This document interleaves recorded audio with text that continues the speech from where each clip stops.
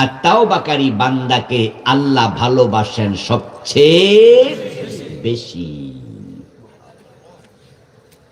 নবীজি সাল্লাল্লাহু আলাইহি ওয়াসাল্লাম বলেছেন, আত-তাইবু মিনাজ যামবি কামান লা যামবা লাহ।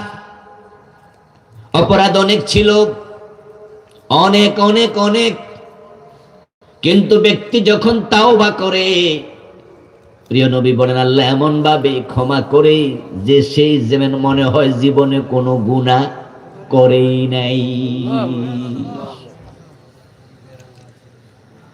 এই হলো হাদিস, কামাল্লা জাম্বালাহু, মনে হয় গুনাই নাই, গুনাহ করে নাই, হাদিস। আর কোরআনে আছে আরো চমৎকার মেসেজ, উলাইকা ইউবাদদিলুল্লাহু সাইয়্যাতিহিম হাসানাত, উলাইকা ইউবাদদিলুল্লাহু লাহুম সাইয়্যাতিহিম হাসানাত।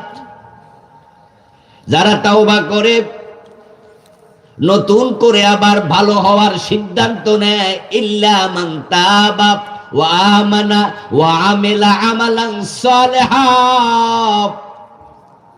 আল্লাহ বলে তাওবা করলে, ভালো হওয়ার সিদ্ধান্ত নিলে আমি শুধু গুনাহ ক্ষমা করি না, আমল নামায় যে গুনাহ ছিল আমি সেগুলোকে সওয়াব